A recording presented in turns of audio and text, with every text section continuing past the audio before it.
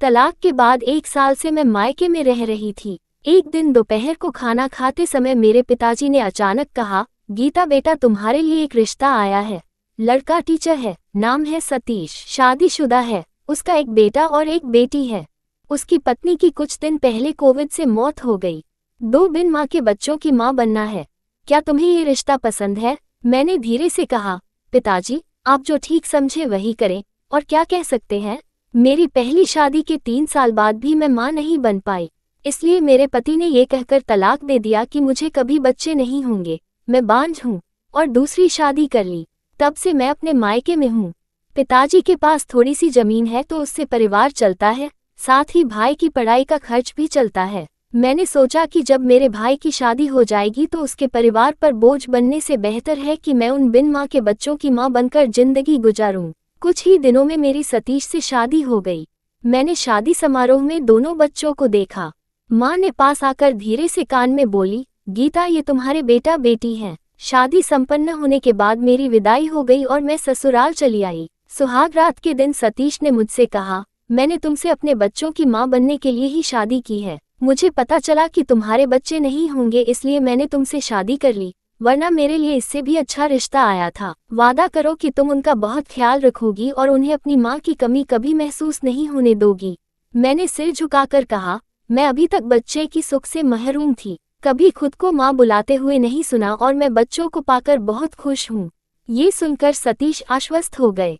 सुबह सुबह मेरी सास ने बच्चों का हाथ पकड़कर मेरे पास ले आए और बोली, दिया, रोहन ये तुम्हारे नई माँ है।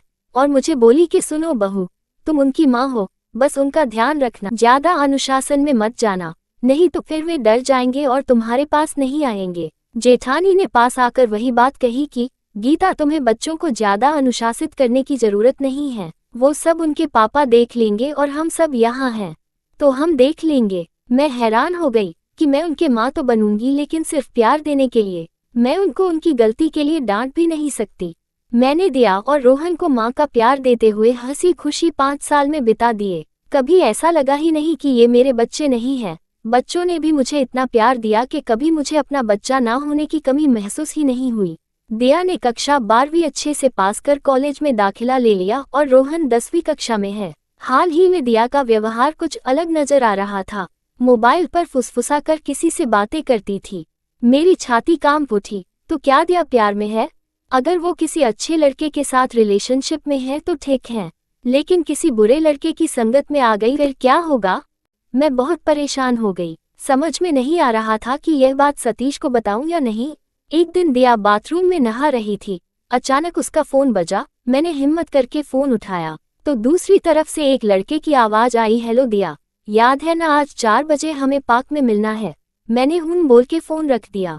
मुझे बहुत घबराहट होने लगी। जिसका डर था वही हुआ। मुझे देखना पड़ेगा आखिर ये लड़का है कौन। दोपहर के बाद दिया अच्छे से तैयार हो गई और मुझसे कहा, माँ आज मेरी सहेली का जन्मदिन है, मैं वही जा रही हूँ। उसका खाली हाथ देखकर मैंने आश्चर्यचकित होकर कहा, जन्मदिन का गिफ्ट नहीं ले जाओगी? गिफ्ट मैं रास्ते में खरीद लूंगी, आप मुझे थोड़ा सा पैसा दे दो। ऐसे ही दिया पैसे लेकर घर से निकली। मैं भी अपना मुंह ढंक कर उसके पीछे पीछे चलने लगी। दिया किसी सहेली के घर नहीं गई, बल्कि पार्क में पहुंच गई उस लड़के से मिलने। मैं एक पेड़ के पीछे से लड़के को देख रही थी। मेरी अनुभवी आंखें कहती हैं कि यह लड़का बिल्कुल भी अच्छा नहीं है। लड़के का शक्ल सूरत, उसका कपड़े पहनने का ढंग देखने में एक गुंडा जैसा लग रहा था। वो एक हाथ से सिगरेट पी रहा था और दूसरे हाथ से दिया को अपने बाहों में जकड़कर बातें कर रहा था। मैंने आश्चर्य से सोचा कि दिया को ऐसा लड़का कैसे पसंद आया। शाम को जब दिया घर लौटी तो मैंने पूछा, तुम इतनी देर तक कहाँ थी? दिया ने साफ झूठ बोला कि वो सहेली के जन्मदिन पर गई थी। मैंने कहा, सच बताओ तुम कहाँ गई थी? उसने कहा, एक बात कितनी बार कहूंगी, मैं अपने सहेली के जन्मदिन पर थी। मुझे अचानक बहुत गुस्सा आया और मैंने वो किया जो मैंने कभी नहीं किया था। दिया के गाल पर तमाचा जड़ दिया। वो गाल पर हाथ रखकर बोली, तुमने मुझ पर हाथ उठाया, तुम्हारी हिम्मत कैसे हुई मुझ पर हाथ उठाने की? तुम भूल गई कि तुम हमारी सौतेली माँ हो, तुम्हें मुझे मारने का कोई अधिकार नहीं है। मेरा माथा घूम गया कि दिया ये क्या कह रही है, मैं सौतेली माँ हूँ। मैं जमीन पर बैठ गई। चीख पुकार सुनकर सास और जेठानी कमरे में आ गए। दिया दादी के गले लगकर रोने लगी। कहने लगी, दादी, इसने मुझे थप्पड़ मारा। सास ने मेरी ओर क्रोध भरी निगाहों से देखा और कहा, हमने तो हमारी बच्ची को कभी हाथ भी नहीं लगाया, तुम्हारी हिम्मत कैसे हुई उस पर हाथ उठाने की? चलो दिया मेरे साथ, ये कहकर दिया का हाथ पकड़कर उसे बाहर ले गई। जेठानी बोली, ये तुमने क्या किया गीता? मैंने कहा, भाभी, दिया एक आवारा लड़के के साथ रिलेशनशिप में है और वो दोस्त के जन्मदिन पर जाने के नाम करके इसी लड़के से पार्क में मिलने गई थी। इससे पहले कि मैं बात खत्म करूं, जेठानी कहती है, छी गीता, छी, दिया तुम्हारी सौतेली बेटी है करके ऐसे बदनाम करोगी उसको। ये कहकर वो घर से निकल गई। मैं हैरान हूँ, दिया मेरी सौतेली बेटी है और मैं उसकी सौतेली माँ। पिछले 5 साल से मैंने अपने खून की एक एक कतरे से उन्हें सींचती रही और आज सबसे मुझे ये सुनना पड़ता है कि मैं सौतेली माँ हूँ। मेरी आंखों से पानी अविरल बहने लगा और बहुत गुस्सा भी आया। खैर, जब मैं सौतेली माँ हूँ तो उनके अच्छे बुरे में मेरा कोई दखल देना नहीं बनता। दोपहर को जैसे ही सतीश स्कूल से लौटा तो सास ने उनसे शिकायत की कि मैंने दिया को मारा। सतीश ने मुझे बुलाया और कहा, गीता, तुम्हें दिया पर बिल्कुल भी हाथ नहीं उठाना चाहिए था और अगर उसने कुछ गलत किया है तो मुझे बताना चाहिए था, मैं देख लेता। अब बताओ उसने क्या गलत किया?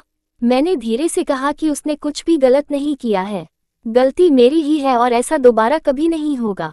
तब से मैं दिया से कम ही बात करती हूँ और उससे दूरी बनाकर रखती हूँ। कुछ दिनों बाद दिया को कॉलेज से लौटने में देर हो गई। सतीश स्कूल से लौटा और सुना कि दिया अभी तक कॉलेज से नहीं लौटी है। उसके फ्रेंड्स को फोन किया तो पता चला कि कोई भी फ्रेंड की घर नहीं गई। वो सभी चिंतित है कि दिया कहाँ गई। सतीश बहुत परेशान हो गया। अचानक सतीश के फोन पर एक कॉल आई। उसने देखा और कहा कि दिया का फोन है। सबने कहा, जल्दी से स्पीकर पर लगाओ।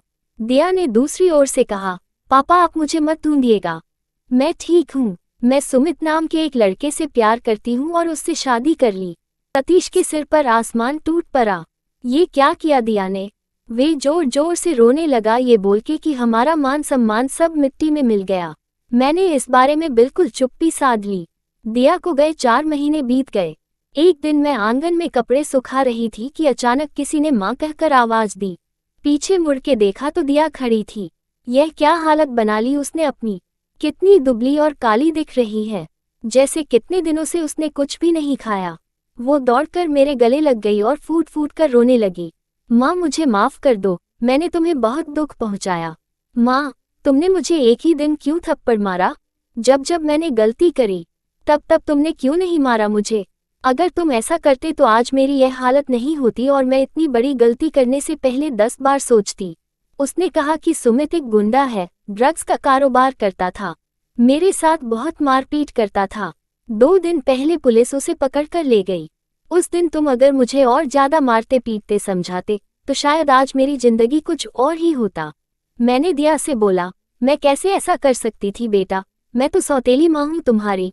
उसने कहा, नहीं माँ, माँ तो सिर्फ माँ होती है, सौतेली या सगी नहीं। दिया खूब रोने लगी। मैंने कहा, तूने ठीक कहा बेटा, जैसे माँ कभी सौतेली नहीं होती वैसे ही बच्चे भी कभी सौतेले नहीं होते हैं। मुझसे बहुत बड़ी गलती हो गई है। मुझे उस दिन चुप नहीं रहना चाहिए था। मुझे हक से बोलना चाहिए था कि मैं तुम्हारी माँ हूँ और तुम्हारा अच्छा बुरा हर चीज को देखना मेरी हक भी है और जिम्मेदारी भी। मैंने दिया को गले से लगा लिया और कहा, जो हुआ सो हुआ, आगे से कभी ऐसा नहीं होगा। अब से तुम दोनों के अच्छे बुरे की जिम्मेदारी मेरी है। तुम्हें डांटना और प्यार करने का अधिकार केवल मुझे है, क्योंकि मैं तुम्हारी सौतेली माँ नहीं, सिर्फ माँ हूँ। जी हाँ दोस्तों, माँ तो सिर्फ माँ होती है, सौतेली या सगी नहीं। हमें अपनी माँ का सम्मान करना चाहिए और उनकी बात माननी चाहिए। दोस्तों, आपको ये कहानी अच्छी लगे तो कमेंट करके जरूर बताइएगा। ऐसे और भी मजेदार कहानियाँ सुनने के लिए प्लीज मेरे चैनल को सब्सक्राइब करें और बेल आइकन को दबाना ना भूलें। पूरी वीडियो देखने के लिए आपका बहुत बहुत धन्यवाद।